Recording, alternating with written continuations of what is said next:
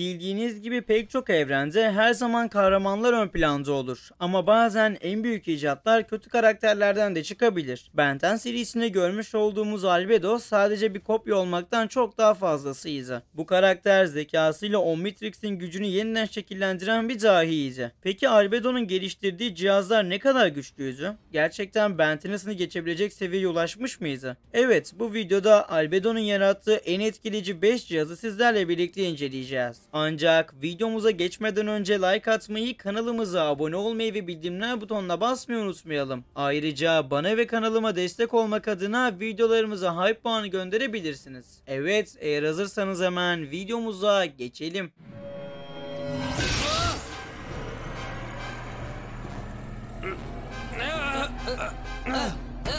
Neler oluyor? Yakınlıkları bir ters tepkime yaratıyor sanki. Albedo'nun ilk ve en büyük icadı elbette Alien Force serisinde Omnitrix'in kopyasını yaratmasıydı. Yani aslında Albedo'nun ilk saatiydi. Hepimizin bildiği gibi Albedo'yu ilk kez Ben 10 Alien Force serisinde gördüğümüzde karakter Azmuth'un tüm uyarılarına rağmen Omnitrix'in birebir bir kopyasını yaratmıştı. Baktığımızda bu saat görünüş olarak Ben 10'ın Alien Force serisinde kullanmış olduğu saate tamamen benziyordu. Aynı zamanda içindeki uzay DNA'ları da birebir aynıydı. Ancak burada çok önemli bir detay vardı. Omnitrix Ben 10'ın DNA'sına özel olarak kodlanmıştı. Bu nedenle Albedo saati taktıktan hemen sonra bir daha kendi orijinal formu olan Galvan formuna dönememişti. Ve fiziksel olarak Ben 10'ın vücudunda sıkışıp kalmıştı. Yani cihaz her ne kadar kusursuz gibi çalışıyor gibi görünse de Albedo'nun biyolojik formu üzerindeki etkisi onun hayatını alt üst etmişti. Seri içinde bu cihaz onun dahice zekasının ilk göstergesiydi. Aynı zamanda büyük düşüşünün başlangıcıydı. Bu Nemetrix bildiğinden çok daha fazla özelliğe sahip demiştim. Albedo ile olan ortaklığımın avantajlarından biri.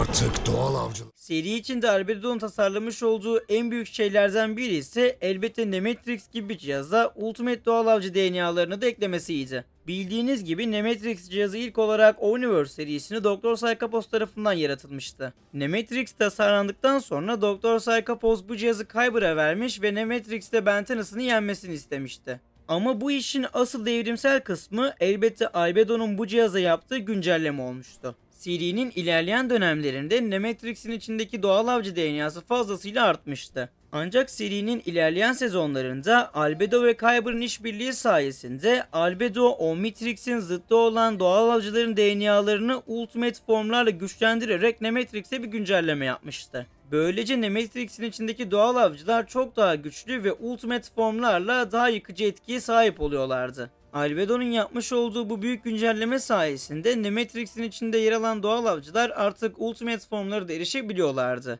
Hatta seri içinde Panuncia'nın Ultimate formu olan Ultimate Panuncia'nı görme şansımız olmuştu.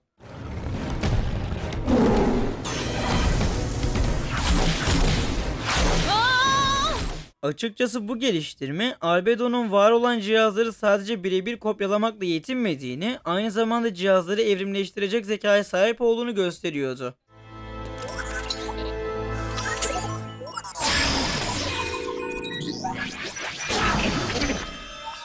Hayır, olamaz.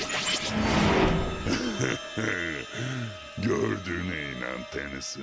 Albedo'nun Omniverse serisinde tasarlamış olduğu en kusursuz cihazlardan biri de elbette Omniverse serisinde görmüş olduğumuz Ultimatrix'ti. Omniverse serisinde Albedo yeniden sahneye çıktığında artık bir saate ihtiyaç duymadan uzaylılar arasında geçiş yapabiliyordu. Ancak kendi DNA'sını dengelemek ve galvan formuna dönüşebilmek için yeniden bir cihaz tasarlamıştı. Sonrasında öğrendiğimiz kadarıyla cihaz sadece DNA sabitlemekle yetinmiyordu. Aynı zamanda Albedo'nun istediği uzaylı formunda istediği kadar kalmasına da izin veriyordu. Üstelik Ultimate formlara da geçiş yapabiliyordu ve Ultimate formlarda da istediği kadar kalabiliyordu. Ve Omniverse serisinde görmüş olduğumuz kadarıyla bu yeni nesil Ultimatrix önceki versiyonuna nazaran çok daha kararlı çalışıyordu. Cihaz tamamen Albedo'nun kontrolü altındaydı ve onu eski cihazlara göre çok daha güçlü ve esnek bir hale getirmişti. Bu saat Albedo'nun galvan formuna dönme saplantısını teknik anlamda başarıya ulaştırmış en etkili cihazdı. Çünkü sadece galvan formuna geçiş yapmakla kalmadı, aynı zamanda Ultimate galvan formuna da geçiş yapabiliyordu.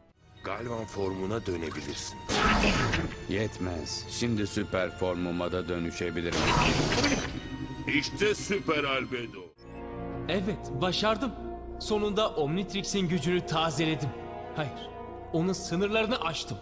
Geçen o kadar zamandan sonra dönüştüğüm bu lanetli insan formunda kaçıp durduktan sonra kendi şeklime geri... Albedo'nun seri içinde tasarlamış olduğu en güçlü cihazlardan biri de elbette Alien Force serisinin final bölümünde tasarlamış olduğu Ultimatrix'ti. Yani ilk Ultimatrix prototipiydi. Bildiğiniz gibi Alien Force serisinin finalinde Albedo Vilgax ile işbirliği yaparak Azimuth'tan Omnitrix'in çekirdeğini çalmış ve bu çekirdeği kullanarak ilk Ultimatrix prototipini geliştirmişti. Elbette bu cihaz teknik olarak Omnitrix'ten daha güçlüydü. Kullanıcıya uzaylı formlarının Ultimate versiyonlarına geçme imkanı tanıyordu. Ancak bu kararsız güç beraberinde birçok kusur da getirmişti. Cihaz dengesiz çalışıyordu, hatta oranı yüksekti ve zaman zaman kontrol dışına çıkabiliyordu. Yine de pratikte yıkıcı gücü tartışılmazdı. Ben Tennyson'ın bile zorlandığı anlar yaratmıştı. Yüzlerce düşmanla tek başına mücadele edebilecek seviyeye de ulaşmıştı. Düşündüğümüzde bu Ultimatrix teknik mükemmellikten uzak olsa da savaş gücü açısından Albedo'nun en tehlikeli icatlarından biri olmayı başarmıştı.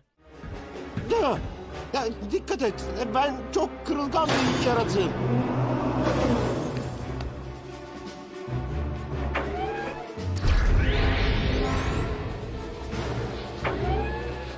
Gelelim 5. ve son icada. Bana kalırsa Albedo'nun seri içinde tasarlamış olduğu en büyük icatlardan biri de elbette Ultimate Alien serisinde tasarlamış olduğu DNA stabilizörüydü. Yani Ultimate Alien serisinde Albedo'nun galvan formuna dönüş umudu olan bu cihazdı. Hatırlarsanız Ultimate Alien serisinde Albedo'nun belki de en kişisel icatlarından biriyle karşılaşmıştık. DNA stabilizörü adına sahip olan bu cihaz onun yıllardır ulaşmak istediği bir amaca hizmet ediyordu. Kendi orijinal formu olan galvan formuna kalıcı olarak geri dönmek. Bölüm içinde cihaz başarılı bir şekilde çalışıyordu ve Albedo artık dengesiz DNA yapısından kurtulmaya çok yakındı. Ancak bizim Ben Tennysson cihazın kötü amaçlı olduğunu düşünerek çalışır durumdayken cihazı yok etmişti. Bu durum Albedo için sadece teknik değil, duygusal olarak da büyük bir yıkımdı. Çünkü bu kez gerçekten kötü bir niyetle değil, sadece kendi olabilmek için bir şeyler yapmıştı. Eğer bu bölümde Ben Tennysson karışmasaydı, Albedo çok daha önceden kendi galvan formuna kalıcı bir şekilde geri dönebilecekti. Ve bana kalırsa bu cihaz Albedo'nun seri içinde yaratmış olduğu en büyük cihazlardan biriydi. Evet dostlarım, bugün sizlerle birlikte Ben 10 serisinde birçok kez görmüş olduğumuz Albedo karakterinin seri içinde tasarlamış olduğu en büyük 5 icat hakkında konuştuk ve umarım videomuzdan keyif almışsınızdır. Her zaman olduğu gibi bu tarz videoların devamı için videomuza like atmayı, kanalımıza abone olmayı ve bildirimler butonuna basmayı unutmayalım. Ayrıca bana ve kanalıma destek olmak adına videolarımıza hype puanı gönderebilirsiniz. O zaman bir başka videoda görüşmek üzere, kendinize çok iyi bakın, hoşça kalın.